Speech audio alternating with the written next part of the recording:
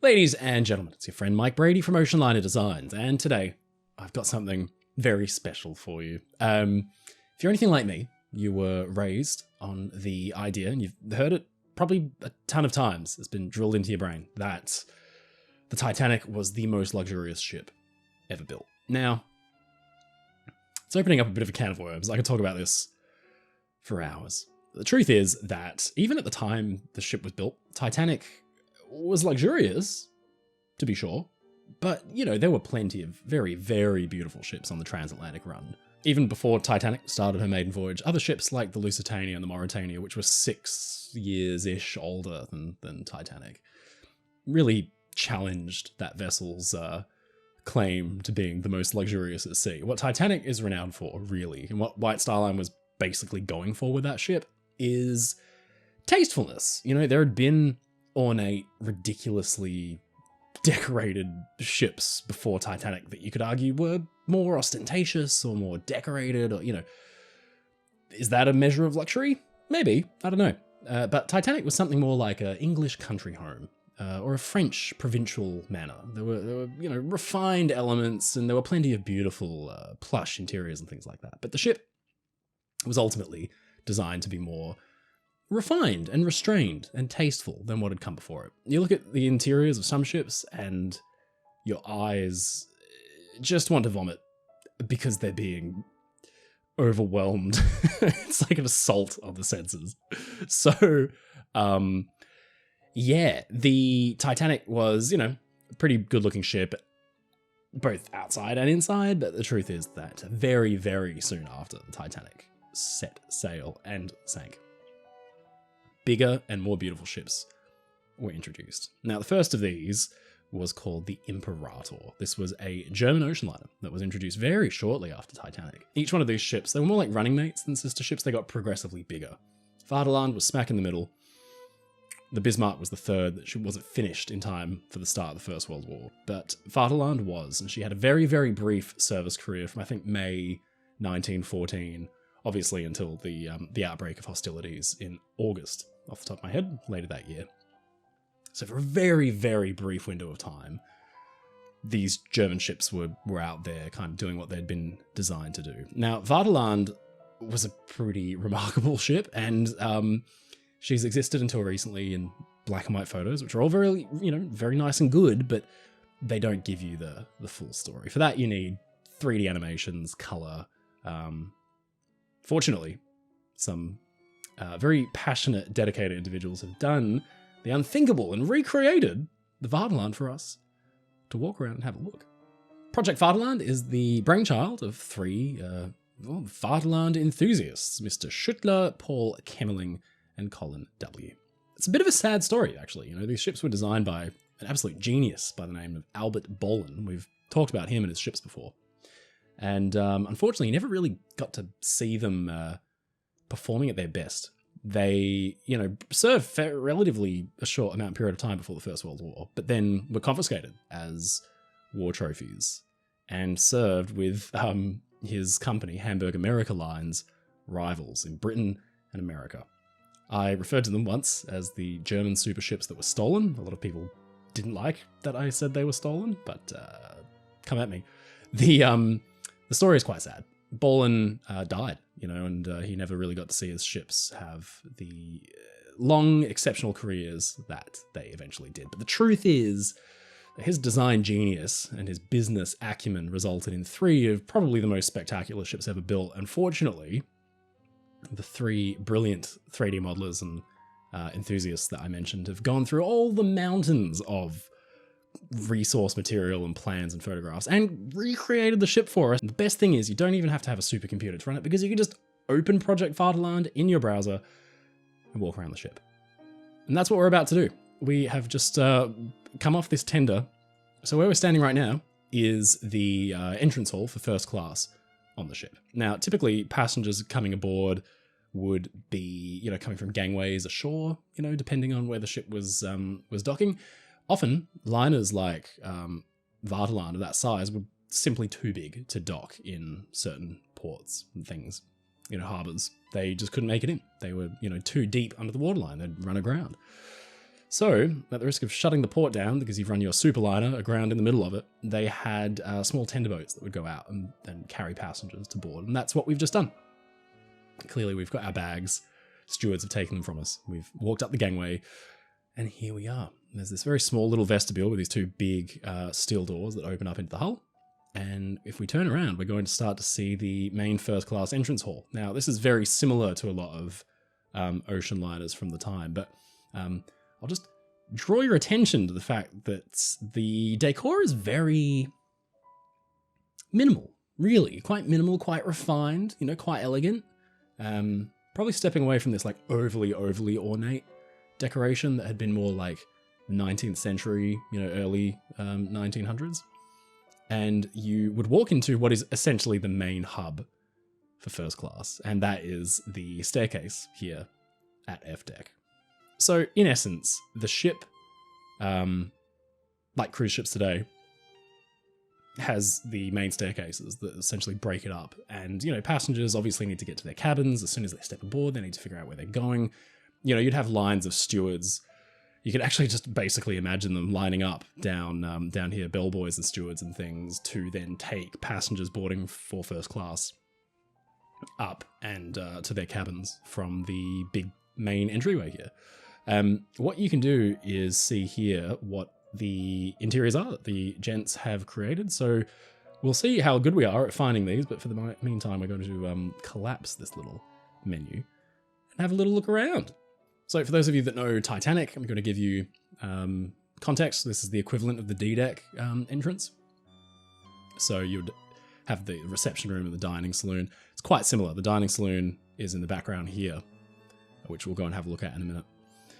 But the entryway is here, and, you know, it's just a big open space. Very, very useful for, you know, gatherings before dinner, that kind of thing, but even more useful on boarding day so people know where they're going to. My favorite view is over here. If we walk on over to the stairwell, you can see that we're standing at the foot of the stairs that we were just looking at. It's just loading. There's the main entryway over there, but if we look straight up, you start to get a sense of what makes Vaterland and ships like her very special. Now, this kind of staircase you might expect to see on a hotel, you know, on shore, at the Ritz-Carlton, you know, or the Savoy. This doesn't look very shippy, and it's really at the core of what naval architects were trying to do at this point in time, which was to trick people into thinking they weren't on a ship at all. They were just, you know, in some fantastic, glorious hotel. And to that ends, a lot of design cues were taken from some of the great hotels in Europe and Britain and America. And really, one of the big leading names at the time was Ritz-Carlton. And there are a lot of design cues taken from the Ritz-Carlton in Vaterland and her running mates' designs. But this kind of stairwell is, like, just spectacular. And it's not over the top. It's not overly ornate, you know. What's really cool about what these guys are doing is that, you know, as on Titanic and other ships, this space existed in plans, and that's all well and good, but to actually get to stand at the base of it and then look up. And of course, there's a big skylight at the top to let this beautiful shaft of light fall through and light it up. There's a twin staircase on the other side as well. Absolutely fantastic. And again, just very, very refined, very restrained design decor. Now, we'll show you some things in a minute that will really blow your mind, especially when you compare it to Titanic. We'll just walk over here real quick. This is the entrance to the dining saloon. Unfortunately, we can't go in quite yet. But you will notice it's carpeted in very thick, rich carpet. So ships from the Victorian age up to the early Edwardian period, around about Titanic's time, had bare timber flooring or linoleum tiles, as in the case of Titanic. It made spills easier to clean up, obviously. Hamburg America Line obviously didn't really care about that. They just said, you know what, if the passenger spills his soup because the ship's pitching and rolling, then so be it. So a bit of a bold design choice to have this beautiful, rich carpet, but it adds more to that sense of you're not on a ship. You're in the Ritz-Carlton. You know, it's pretty spectacular stuff. You will have noticed as well, there's a cloaking room over here. I assume this is cloaking for the dining saloon, but I'll have to check that. But the elevator bank. There are 2 elevators here.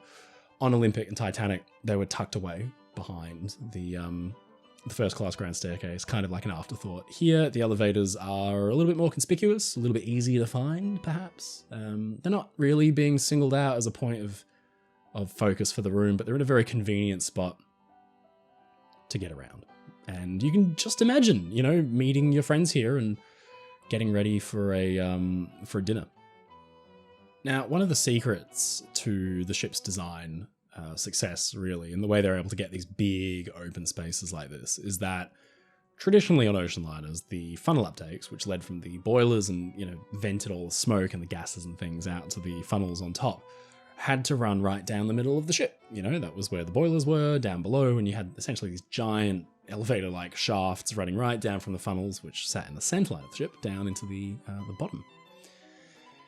Designers, at around about this time, started experimenting with the idea of kind of more like a cathedral arch, where the uptakes run up the side of the ship and then meet in the middle up top towards the funnels. And this was a big design coup because it meant you could create these huge lofty spaces in the middle of the ship that didn't suffer from, you know, having uptakes running right through the middle of them, which is where we can get this uninterrupted view from the lobby here for the first class stairwell all the way up to, you know, the back of the dining saloon back there.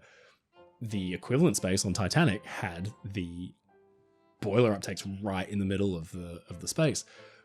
Very cleverly, the boiler uptakes in this case are concealed behind these wooden paneled areas. There's an uptake there and there's another uptake on the other side. So they're there, you can't really tell, you know.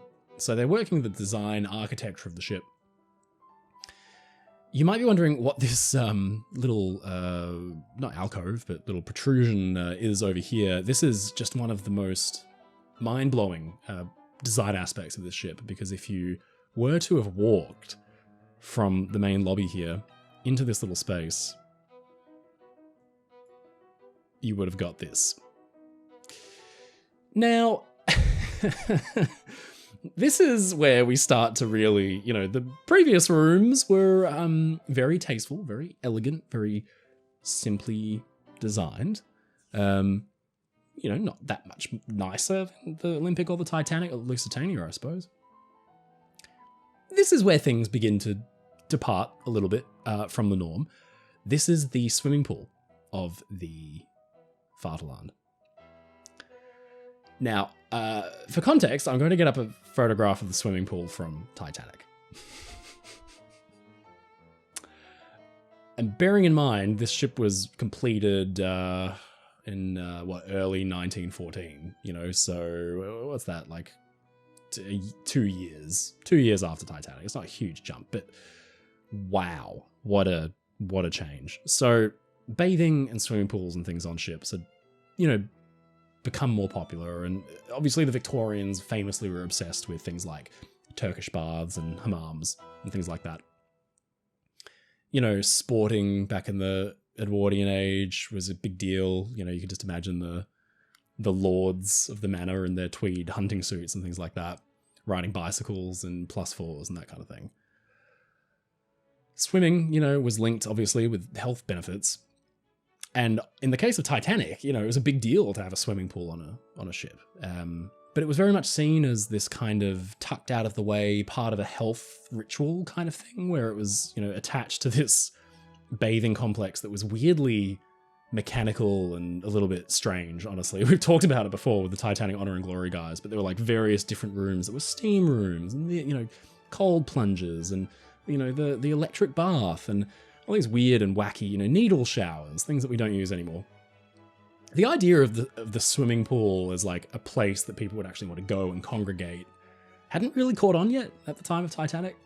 And so by the time of the Vaterland, It's well and truly here.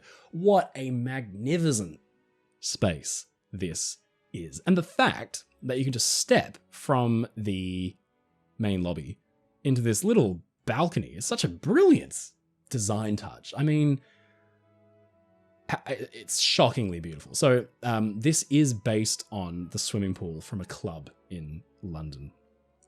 And, private gentlemen's clubs were really, if you were a member of society, you were a member of multiple clubs back in the day. And some of them had very luxurious spaces. So this is a near perfect recreation on a ship of the Royal Automobile Club of London's swimming pool. Probably one of the most spectacular rooms ever put into a ship, to be entirely honest with you, even since 1914. I can't think of many inside ships pools that have rivaled this. This is absolutely glorious. So yes, it is a recreation of a London club's pool, but obviously the original design is taking a lot of cues from Roman bathhouses and that kind of thing. Again, very tastefully decorated. Obviously this is a recreation of a pre-existing London club's pool, but it takes a lot of classical design cues. So, for example, these Doric columns, there is a little information box here that I think says that, yeah, there you go. These were based on Doric columns found in ancient Greece, like Greek temples, that kind of thing, Roman bathhouses. One of the most interesting technical aspects of this, which makes it so brilliant, that does remind me of ancient Rome, funnily enough, is that, as per this note that the devs have left for us, the pool basin reached all the way down to H deck and is surrounded by coal bunkers. Brilliant. So really useful use of space. But the heat from the boiler uptakes and the boilers warms the water. How brilliant is that? So simple. Using the architecture of the ship to your advantage. Absolutely, shockingly beautiful. And makes Titanic look like kind of a ship from a different era. Well, let's continue our little tour and go back out in the lobby here. And let's go this way. We won't go... We'll go up the stairs. We'll go to A deck. So we're now a long way up. This is... we were on F deck. So this is now at the top of the stairs. This is multiple decks up. Now, we were talking earlier about the skylights that were shining down into the stairwells that we were looking at. This is one of them right here. And then the other one was on the other side of the ship. Look at this. This doesn't look like a ship, right? This really is an unparalleled space. I mean, again, Titanic's first class grand staircase was beautiful. This looks more like, the more I look at it, Emperor Napoleon's apartments in the Louvre Museum / gallery. Shockingly beautiful once again. So these are some of the spaces we can't quite yet access. So the social hall down here for first class. The paintings here, we have a nice little handy note so I can pretend to look like I know what I'm talking about. But a painting showing an island in the Rhine River, which is very interesting. Its location is unknown since the auction in 1938. So let's talk about what happened to Vaterland, because it's kind of the culmination of that sad story that I was talking about earlier. So Vaterland, the ship, is completed in 1914. Enters her debut season, but is laid up at the start of the First World War in America at New York, and essentially ends up tied to a wharf in Hoboken, New Jersey for most of the war, at which point she is seized by the US government and turned into a troop ship when the US enters the First World War. She's renamed the Leviathan, and as part of becoming a troop ship, the ship's interiors need to be stripped. And unfortunately, they did a less than thorough job in making sure that the interiors were kept in a pristine condition. The truth is, there are horror stories of, like, you see those beautiful little chairs down there, seat cushions floating down the Hudson, things just being tossed overboard because it was wartime. They just needed to turn this thing into a carrier of thousands of men, and that's what they did, and they did it very quickly. Some things were spared. So this painting, which presumably was installed at construction when the ship was brand new, was preserved on the ship and survived for the rest of its career. Leviathan is a really successful troop ship in the First World War, and she is eventually retired from trooping services, but is now in a weird place because she's a German-built ocean liner. Her builders have all the plans in Germany, and they are not willing to part with them unless someone ponies up like $1 million. And the task of now turning this ship into a passenger liner again for American service, because she's now owned by the United States lines through a government plan, essentially. You know, it's tricky. Someone's got to come up with the plan to turn this back into an ocean liner. It didn't look like this at the end of World War I, that's for sure. So 2 brothers step forward and take on the contract, and instead of going to get the plans, they just decide to make their own. And they measured with their team, like an army of men, every square inch of the ship, and redrew it from scratch. And those 2 brothers were William Francis and Frederick Gibbs, 2 very, very famous naval architects. And this, you know, they'd had a few wins up until that point, but this was the job that put them on the map. And eventually they'd go on to design a whole string of beautiful ocean liners, culminating in, very famously, the SS United States in the early 1950s. But before then, this was the one that put them on the map. The ship was fully refurbished thanks to the Gibbs brothers' efforts, and kept her name of Leviathan. Not Vaterland. Decidedly un-American name, Vaterland. Leviathan was an ocean liner that served, you know, into the 20s and then into the 30s, and was eventually scrapped. But could never quite capture the grandeur of the ship before the First World War. You know, the First World War completely screwed the ship up, essentially, unfortunately. And Leviathan was a fine ship, but she was never particularly popular. Prohibition definitely didn't help. You know, the ship couldn't really serve alcohol at sea, being American flagged. Her running mates, the Berengaria, once the Imperator, and the Majestic, once the Bismarck, did a roaring trade and were super, super popular partly because they could serve booze on board, being English flagged or British flagged. So it is a sad story. You know, this magnificent ship only looked like this for just a couple of months. So fleeting, so kind of, it's just so sad. But anyway, we'll walk into the gymnasium. We were talking about health and fitness being a big deal. Here we are in the fairly impressive gymnasium. So again, this looks more like the gym from a social club, you know, in London, or a health club or something like that.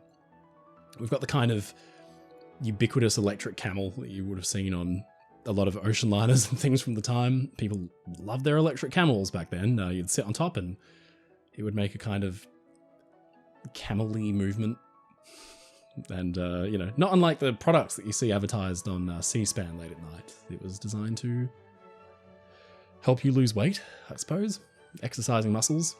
And most of the machinery in this room hasn't yet been finished by the devs. This would have been jam-packed full of electric, you know, doodads and what have you. There are some simple things like gymnastic rings and that hanging from the ceiling, but it's very cool to get a sense for the space because, again, this is a big, towering, kind of clinical, clean room in comparison to Titanic's. Again, Titanic's looks a little, you know, little Victorian by comparison, even though it was quite modern for its time. But this, you know, having this big skylight over the top with the frosted glass makes a big difference. It makes it look a lot more modern, interestingly. But anyway, we'll go back to where we came from. Back to the staircase. Now, what we can do from here is go outside, which we will do, because I just want to show off some things. This is probably where maybe Titanic had the edge on Vaterland, just in terms of sheer open deck space. You know, Titanic and Olympic had famously not enough lifeboats for everybody on board. And you know, in the middle of the ship, there was just big open space, and the ship had, you know, relatively few deck houses actually on the boat deck, so there was a lot of space. The ball and trio, the Vaterland, Imperator, Bismarck, made a lot of use of the space on the boat deck, and it was just a lot more closed in. It was a lot more, you know, you had these big towering, you know, two-story tall deck houses over the top of you, these massive 3 funnels. And then because Titanic had sunk, you had to have enough boats for everybody on board. And so here we have, you know, steel lifeboats, so not clinker-built wooden ones that you might have seen, 5, 6 years ago, these are all steel, and beneath them, collapsible boats with the sort of canvas sides that you could raise up. So trying to pack in as many boats as possible. They're obviously quite imposing. They look to be on Welland type davits as well, not unlike Titanic. You've got launching gear for the boats and things like that, vents and things kind of cluttering the deck. Now, obviously, if all of the deck looked like this, it wouldn't be a very pleasant space. So again, the designers of these ships put every thought and consideration into their passengers' comfort, thought that we will delete lifeboats from the boat deck for the second half of the ship, and that's what they did. There are no lifeboats here. Now, you might look at that and think, well, there's only, I mean, how many boats? Here, 1, 2, 3, 4, 5. You know, there's only a handful of sets going up towards the bridge, so how could they have had enough lifeboats for everybody on board? They just brilliantly put them lower down in the hull in what is effectively kind of like space that would otherwise be, okay, yeah, sure, it might have been staterooms or cabins or promenade space or whatever, but just put boats down there instead. So half of the boats on the ship are actually way further down in the hull and probably in a safer place, because that's actually where boats are stored on ships now, closer towards the waterline rather than being at the top of the boat deck. So again, very forward-thinking, clever design. You don't need to remove all the boats, all the lifeboats for passengers to have deck space and stretch their legs. You just need to be more clever with where you're putting them, I guess. So, you know, brilliant. So there is more deck space down there, but, you know, it does feel quite hemmed in up here. We'll head towards the bridge, because this is where you get a real sense of this ship's scale. So we're now just kind of level with the first funnel. The first funnel's right here. Here's the 4th staircase. We'll go up to the officer's deck. So you see the ocean down there, and you really get the sense that you are a long way up. There's a big, big, big ship. 3 funnels, not 4. 4 funnels had been the thing to do since about 1899, and it was really these ships that were the first for a long time to be the largest ships in the world with only 3 funnels. And, you know, I think the sinking of Titanic shattered public confidence in the safety of ships and the correlation between the number of funnels and the size of a ship. But the truth is that the Imperator had been in design well before Titanic sank. So, you know, the concept of a three funneled superliner really started here in the Imperator, the Vaterland and the Bismarck, and was carried through to the Queen Mary and that. It was just, I think, the Victorian kind of approach to 4 funnels equals safer and bigger and faster didn't really hold water by the time these ships were introduced.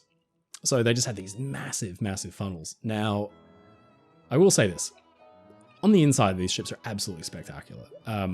We will look at some more of these interiors because they are shockingly gorgeous.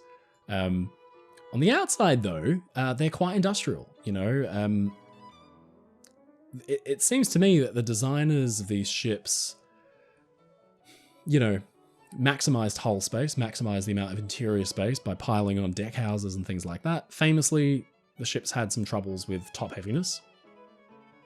Looking at the scale of things, it's not really surprising, to be honest with you, but they result in blockier ships. So, you know, from the outside, which arguably is where things matter the least, because passengers are enjoying the inside of the ship and they don't really look at the ship very much. So this really doesn't matter as much. But, you know, you look at Lusitania and you look at previous German liners and you look at the Olympic, and they're kind of yacht-like. They're very long, very slender.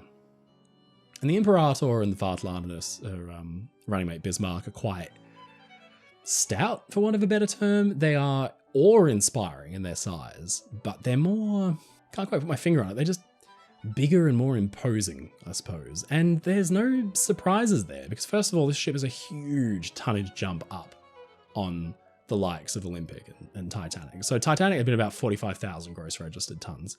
You know, this ship was pushing 55, 60,000 gross registered tons, so they're just getting bigger and bigger and bigger. You know, ships like this are really this kind of interim between the old style of ocean liner, which was, these very light, thin, speedy Atlantic greyhounds, as they were called, constantly vying for speed. These are, closer to the bigger palatial ships that you'd get in the 30s and beyond. And so more modern in some ways, where speed wasn't everything. You could still have speed and modernity and regularity, but you didn't have to sacrifice comfort for it. So what's fantastic about this is a really great little Easter egg. I'm pretty sure, I think that is the Philadelphia, or her sister ship from the American line. Now, ships like this were from the 1880s, and they were still in service at the same time the Vaterland came along. Now, just compare this absolute unit of a ship with this kind of gorgeous, quaint, sailing yacht looking thing. And just remember that this was that ship over there was the biggest ship in the world. Maybe 30 years, I think, but 1880 something, 1888.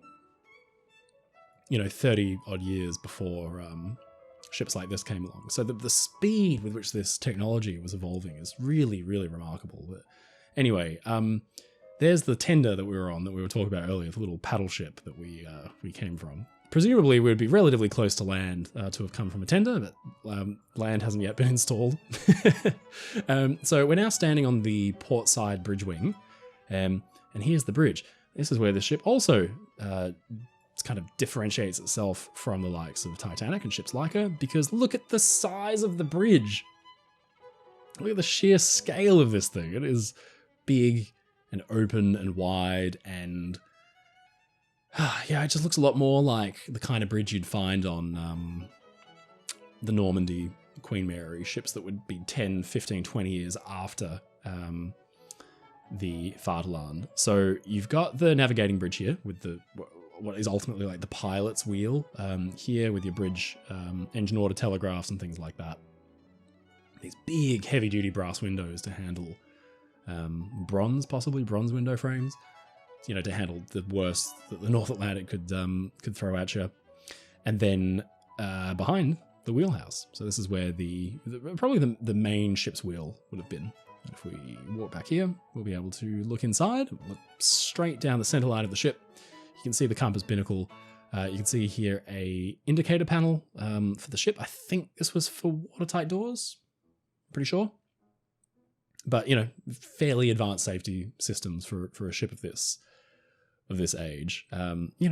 Electricity hadn't been long installed aboard ships, and yet here we are with all of this fantastic equipment, and then like electric indicator panels for safety. It's just mind-blowing.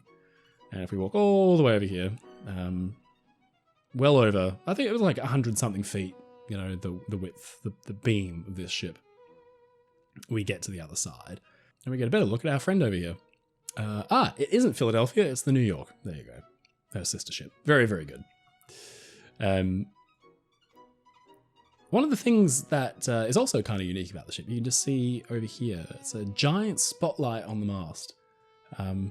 Obviously fairly useful to have for certain events, but I'm not really sure it was ever used for anything. But everybody always asks, why didn't the Titanic have a headlight?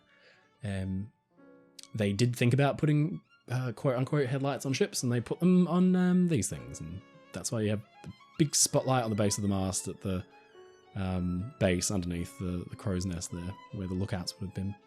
But you do get this fantastic view right down the starboard side of the ship, and you can see how much open deck space there is kind of beyond the second funnel down there. But ocean liner captains back then, I mean, you would have felt like God, don't you reckon? Standing up here, look at the size of this thing. It was mind-blowing.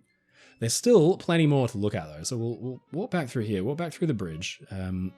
We can go up on top of the bridge to the Monkey Island, or the Flying Bridge, and you see straight away these massive air intakes. So it's called the wind hood, and essentially it's, the ship's moving ahead at 20-something knots, maybe 20, 22, 23 knots. It's a pretty big headwind. It's all being funneled down here. It's being funneled down into the ship to be used in ventilation. It's called the Howden draft system. There you go. This was directly supplying boilers with air, and they say in this note that this was removed and replaced with smaller intakes when the ship was turned into the Leviathan, which is interesting. So really clever, just using, the ship's natural momentum, its natural forward speed to create a draft, to create optimal burn for the boilers way down below. And then the usual assortment of like vents and fans and things all over the place. Very cool view from up here. Now let's go back down here because there is something I wanted to show you. I'm going to go up into the index here and look at some of the first class spaces. I just want to compare them to some of the other spaces that you can go and look at real quick. So this is one of the first class corridors in the ship, branching off from the main staircase. So just to give you context at where we're at, if we go back here, we're back in the staircase again where we were when we came on board. But moving up to the corridors, you really get a sense for how, again, kind of like restrained the design of the ship is.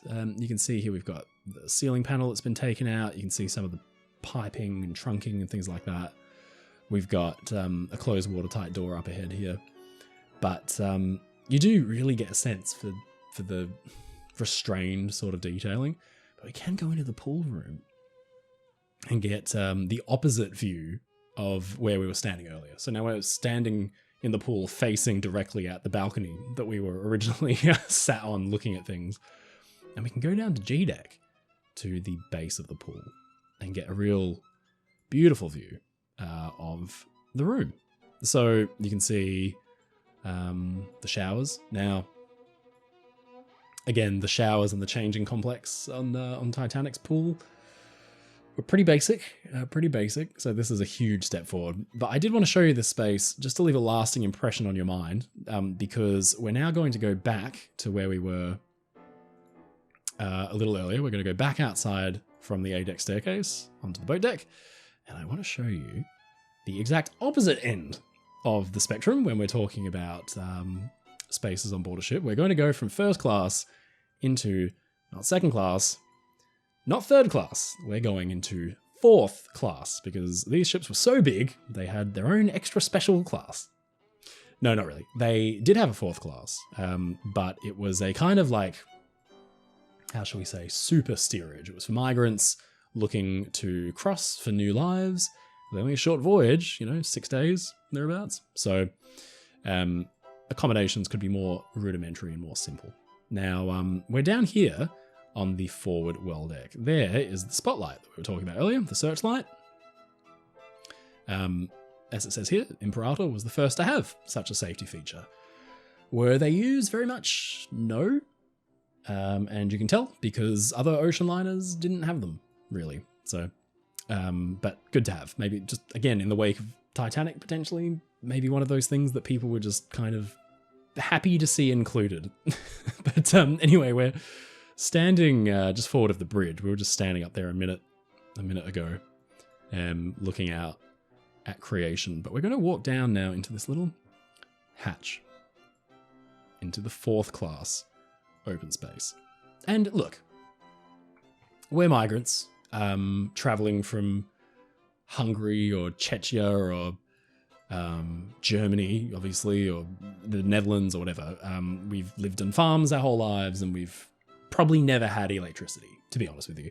This would have looked palatial, let's be honest. This is really, really a nice, comfortable space. It's pretty similar, actually, to Titanic's third class space, the open space where they had famously had the party on the ship's last night.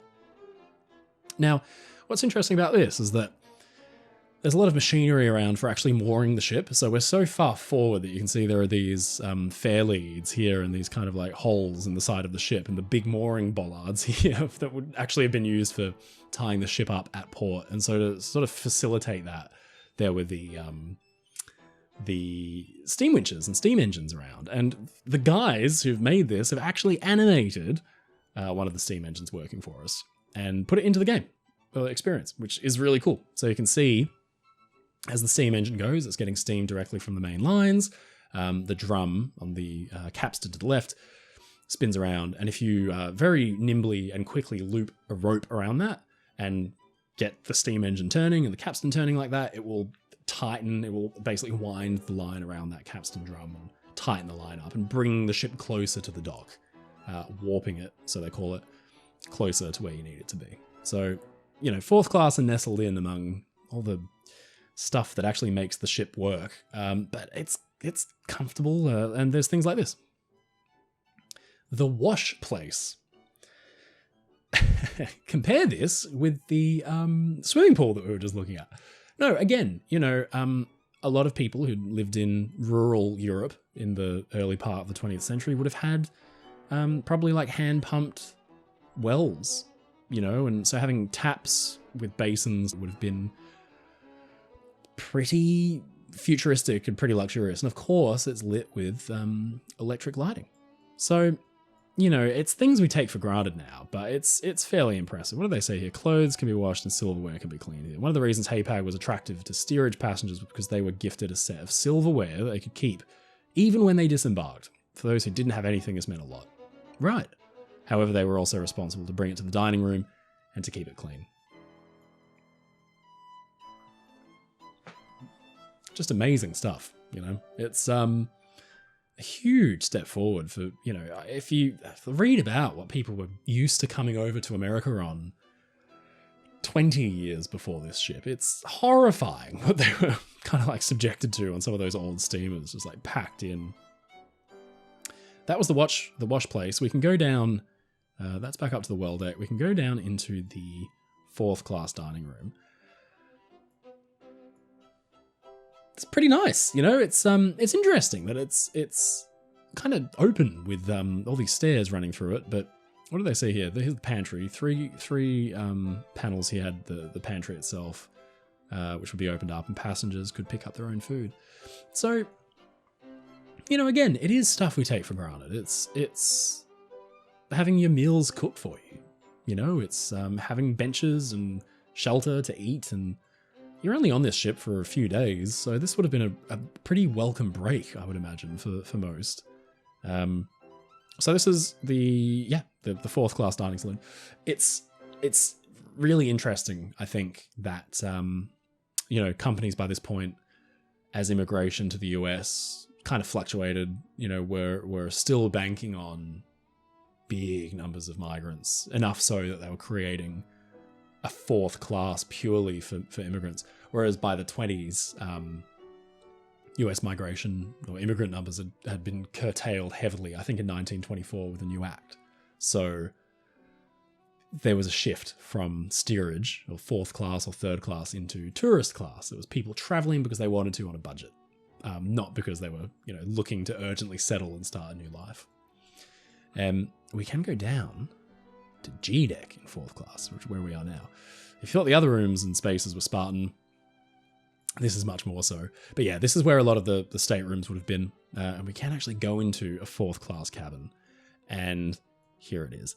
And look, truth be told, again, you're only on this ship very, you know, few days, less than a week, so you would really just be coming in here to sleep, and that's it. And honestly, it's fairly comfortable. What do they say? Steerage passengers paid the lowest ticket price, of course, but they had the lowest comfort. The beds were only 6 feet long.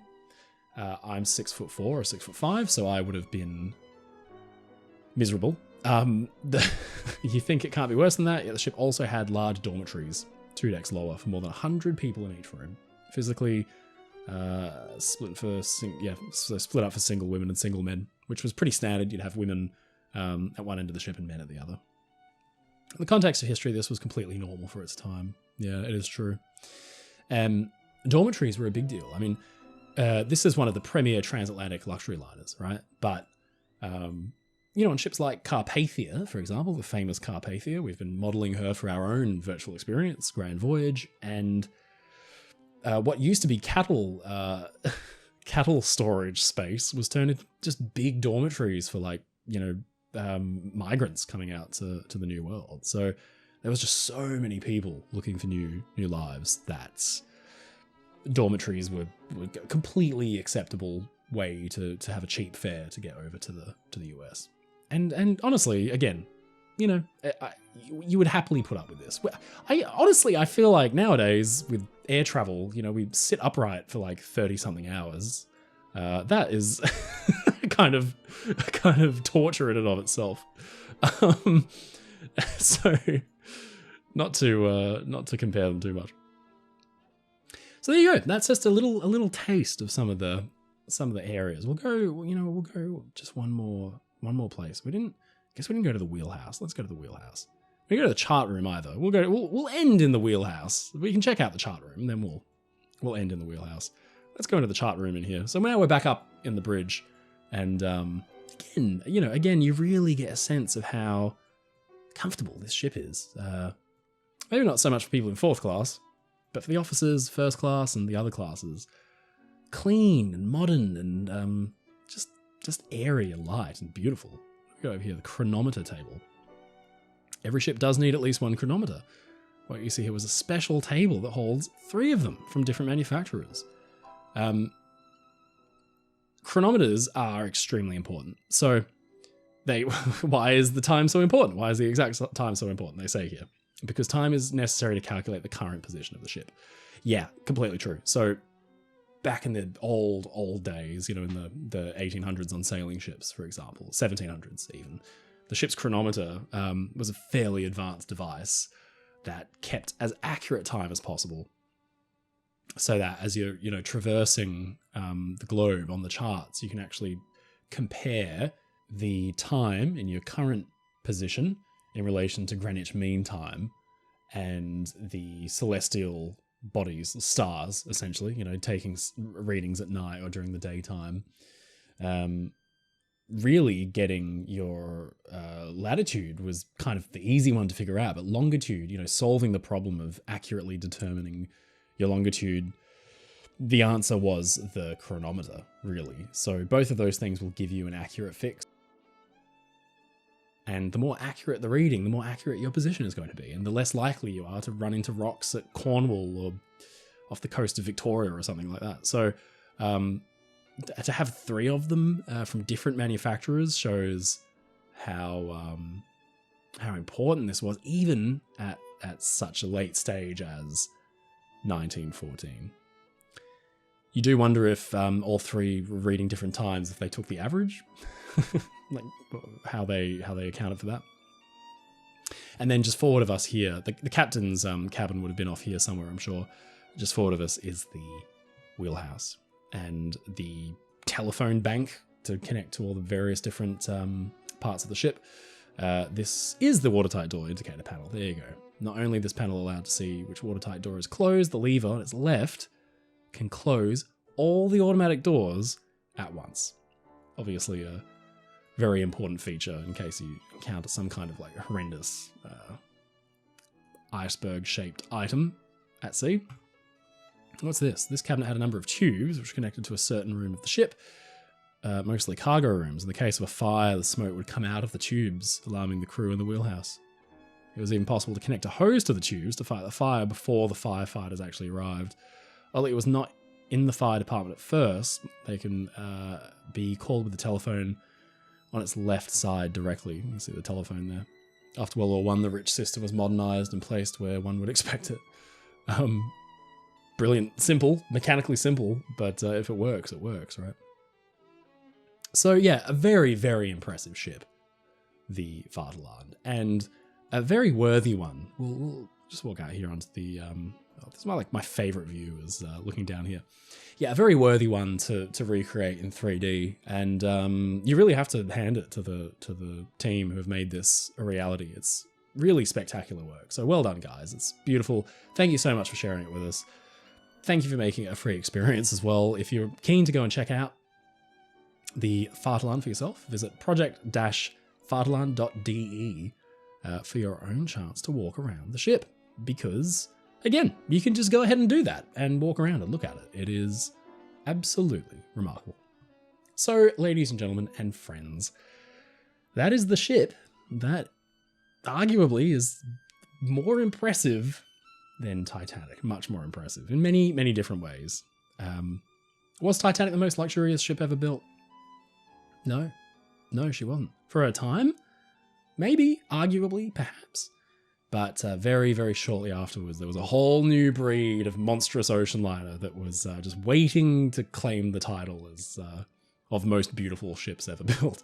We did do a video on these ships. I mentioned it earlier. I called it Germany's Stolen Superliners, which again triggered quite a few people on YouTube just for the title. But if you want to go and check that out and learn more about the story of Albert Bohlen and designing these ships and what happened to them, go and check it out. But yeah, thank you so much to the Project Vaterland guys for putting this together for us. We hope you enjoy walking around the ship.